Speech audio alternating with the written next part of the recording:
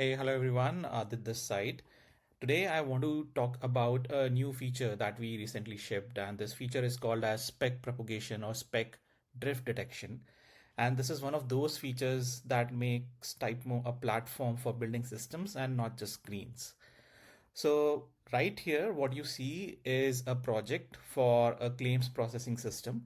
And what we did initially was, we took some customer interaction notes, and these were interviews from your senior adjuster, a junior adjuster, a manager, and a compliance officer.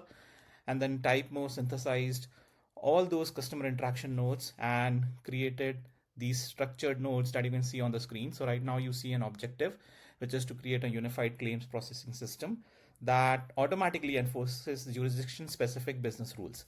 And now you see that TypMo generated different requirements, it generated constraints, it generated risks, but more importantly, it generated implementation specific nodes like IAMs, entity states, agent blueprints, and even business rules.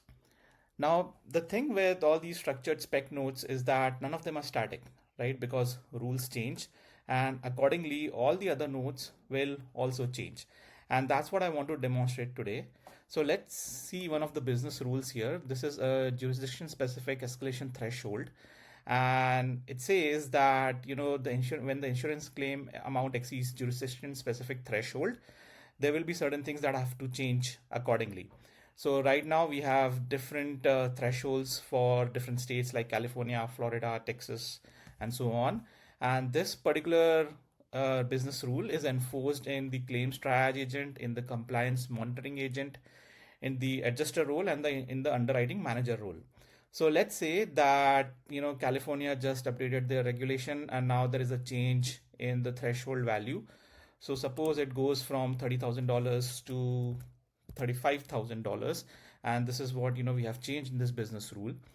And we'll see how TypMo will detect this particular change and will give you a notification that a certain change has occurred in one of the business rules, and do you want to make those changes in all the other rules too. So here we see a notification that 4 nodes may reference outdated values, and it's asking you to review it. So let's click on review. And now we see that there we changed the value for California from 30,000 to 35,000, and this was mentioned in the guardrails for a compliance monitoring agent. So it's asking it to also change it there. So we just accept it, and it's also asking us to change it in the claims triage agent. So we'll accept all those changes too. And you can also accept all of them together, but I'm just going here one by one, and I'm just to make all those changes. There's one more note here, so let's go for the triage agent 2 and we'll just accept it. Okay, so now we see that with by changing just one particular business rule, we were able to make all those changes without manually going through all these particular nodes. And this is what is the key feature of spec propagation or spec drift detection, because now you don't have to worry about changing all those nodes manually, or you don't have to grep through all your 20-25 nodes. Just make a change at a particular node, and then it will propagate everywhere else. So this is a very powerful feature which will take a lot of headache away from PMs. Thank you.